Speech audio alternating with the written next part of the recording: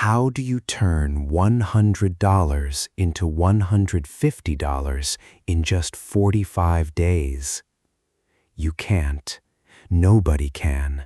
But in 1920, one man said he could, and a whole city believed him. This is the story of the perfect scam.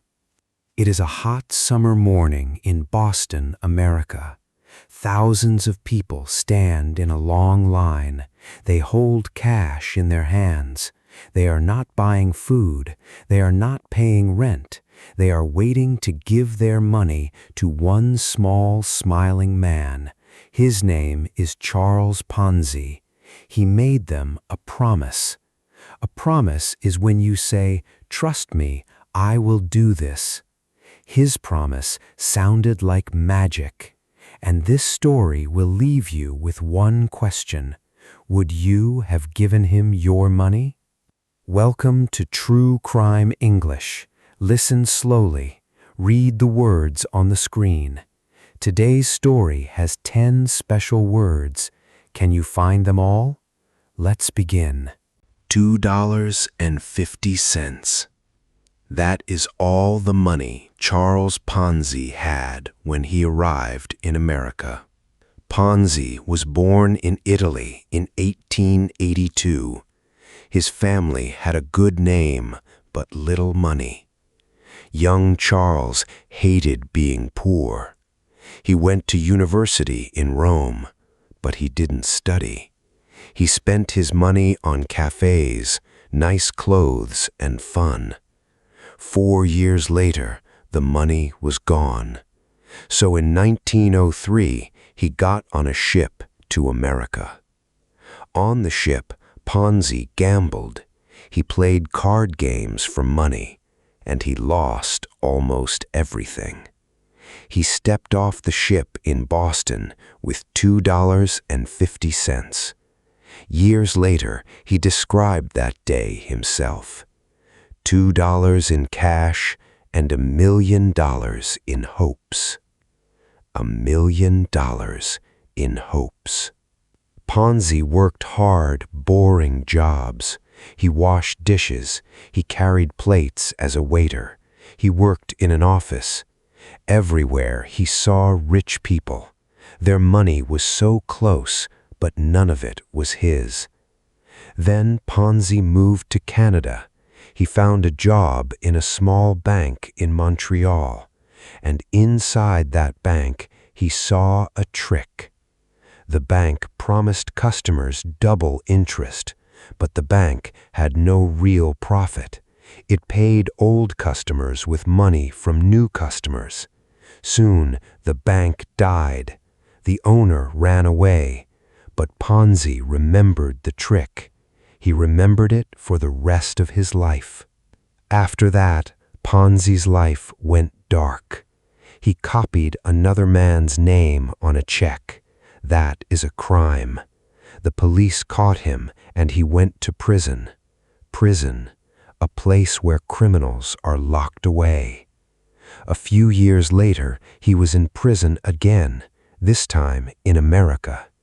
2 prisons before the age of 30. By 1919, Ponzi was back in Boston. He was 37. He was married. He was still poor, and he was still hungry. Then one day, a letter arrived from Spain, and inside that letter was the idea that would fool a whole country. One small piece of paper started everything. Inside the letter from Spain, Ponzi found a postal coupon. A postal coupon is like a ticket for stamps. You buy the coupon in one country, you change it for stamps in another. Simple, boring. But Ponzi saw something nobody else saw. After the World War, money in Europe was very weak, so the coupon was cheap in Spain or Italy. But in America, the same coupon was worth up to 6 times more. 6 times more. Buy cheap there, sell high here. On paper, this was a legal way to make money. On paper.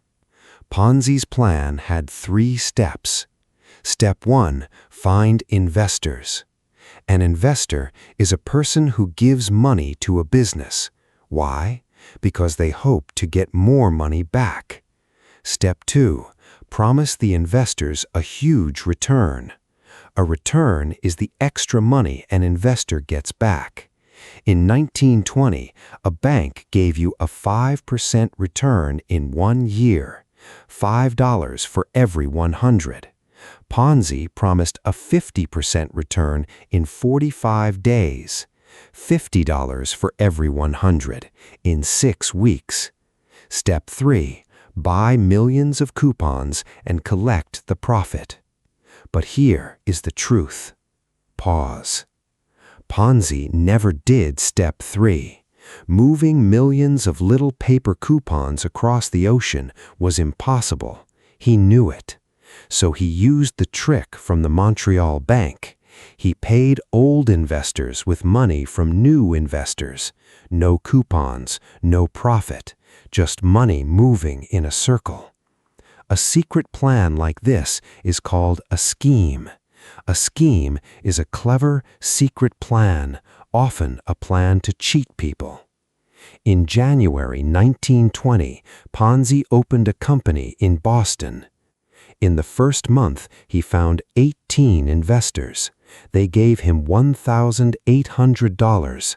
45 days later, he paid them, every dollar, right on time. And those 18 happy people started talking.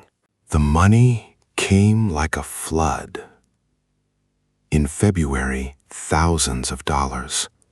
By June, millions. By July 1920, Ponzi was collecting $250,000 every single day. Factory workers came, teachers came, shop owners came, even the police came. 3 out of every 4 police officers in Boston gave Ponzi their money.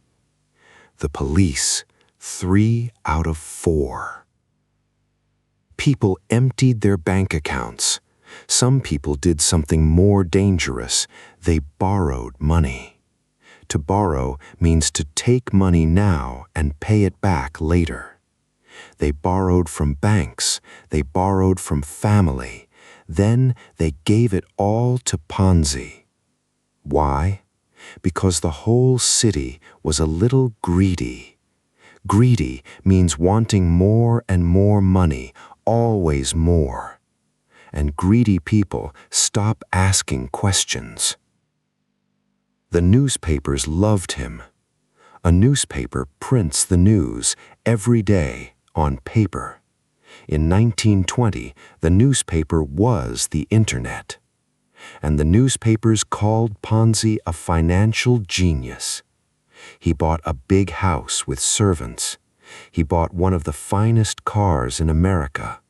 He carried a walking stick with a gold handle. And then he bought something bigger. He bought a bank. The poor boy with $2.50 now owned a bank. A few people had doubts, but the believers had a strong answer. If it's a scam, why does he always pay on time? But one small mistake was already waiting for Ponzi. A mistake made of simple math. So simple, a child could check it. Keep listening. One newspaper did not believe him. The Boston Post was the biggest newspaper in the city. In July 1920, the Post printed a friendly story about Ponzi. The story said, "This man really pays 50% in 45 days." The next morning, the line outside Ponzi's office was 4 people wide. It filled the whole street. But inside the newspaper, the young editor was not smiling. Something felt wrong. He asked one simple question. Ponzi says his scheme makes 50%, but Ponzi keeps his own money in a normal bank at 5%. Why? Think about it. If your plan doubles money, why put your own money somewhere else? Think for 3 seconds. There is only one answer. The plan was not real. So the newspaper started digging. A famous money expert did the math. To pay all his investors, Ponzi needed 160 million coupons. How many coupons existed in the whole world? 27,000. 27,000. The math did not add up. It was not even close. Then came a bigger shock. Ponzi had a pressman. His only job was to make Ponzi look good. But the pressman looked inside the company books. What he saw scared him. He went straight to the newspaper and told the truth. Ponzi has no profit. Ponzi is deep in debt. The genius cannot even do simple math. Ponzi tried to look calm. He met with government men. He made them an offer. "Check my books," he said, "and while you check, I will stop taking new money." It sounded brave. It sounded honest. It was a terrible mistake. Ponzi had just closed his own front door. He had turned off his own river of new money, and you already know what that means for a scheme like this. And then the final cut. The newspaper found Ponzi's past, the prison in Canada, the copied check. They showed his old prison photo to the whole city. The perfect scam had a crack, and cracks grow. August 20. 8 days. That is all it took. August 2nd. The newspaper printed the truth. Big black letters. Ponzi has no money. The city woke up, and the city panicked. Investors ran to his office. Hundreds, then thousands. Police officers on horses pushed the crowd back. Days earlier, these same people had begged Ponzi to take their money. Now they begged to get it back. What did Ponzi do? He smiled. He gave them coffee. He gave them cake. And he paid. $2 million in 3 days. "See," he said, "your money is safe." Some people believed him, again. Some even put their money back in. But a scheme like this needs one thing: new money. Always new money. And the new money stopped. No new investors. Only old investors, asking, shouting, crying. The circle of money was breaking. August 9th, the state moved. His bank was told, stop paying Ponzi's checks. His money was frozen. On the same day, 3 of his own investors went to court. They asked the judge to declare Ponzi broke.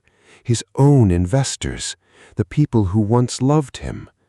Then money experts opened his books. They counted everything, and they found the truth. Where were the millions of coupons? Nowhere. There were almost no coupons at all.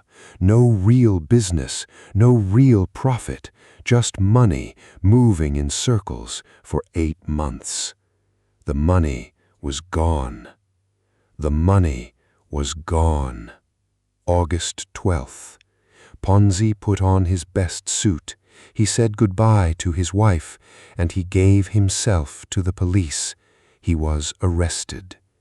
When the police arrest a man, they catch him and take him away. The charges, 86 counts of fraud. Ponzi did not fight. In court, he said one word: guilty. His empire collapsed. To collapse means to fall down suddenly, like a house of cards. Ponzi himself later wrote that his house of cards had collapsed. The promise was dead. The perfect scam was over, but the pain was just beginning. 6 banks died with Ponzi. When his scheme collapsed, it pulled 6 banks down with it. Thousands of families lost their savings. Around 40,000 investors had given Ponzi about $15 million. In the end, they got back about 30 cents for every dollar. 30 cents. And Ponzi? He spent about 14 years in prison. Then America sent him back to Italy. He died in 1949, far away in Brazil, in a free hospital for the poor. The man who once collected $250,000 a day died with about $75. But his name never died. Today, this trick carries his name, a Ponzi scheme. A Ponzi scheme is any plan that pays old investors with new investors' money. There is no real business inside, so when the new money stops, it always collapses. Always. From 1920 until today, the trick is the same, only the clothes change. One more thing. The newspaper that caught him won the highest prize in American news. The greedy lost everything. The people who asked questions made history. So here is the question of this episode. Ponzi paid on time. The newspapers called him a genius. The police invested. Would you have given him your money? Yes or no? Write your answer in the comments in English. 10 words. Did you find them all? Let's check. Promise. Ponzi made a promise that sounded like magic. Investor. An investor gives money and hopes for more. Return. Ponzi promised a 50% return in 45 days. Scheme. A scheme is a secret plan to cheat people. Borrow. People borrowed money just to give it to Ponzi. Greedy. Greedy people stop asking questions. Newspaper. One newspaper did not believe him. Arrest. The police arrested Ponzi in August 1920. Collapse. The scheme collapsed like a house of cards. Prison. Ponzi spent 14 years in prison. Now, one small job for you. Say each word out loud one time. Yes, right now. Your ears learned today. Your mouth needs practice too. And listen to this episode again tomorrow. The second time, you will understand almost everything. Remember this rule in easy English.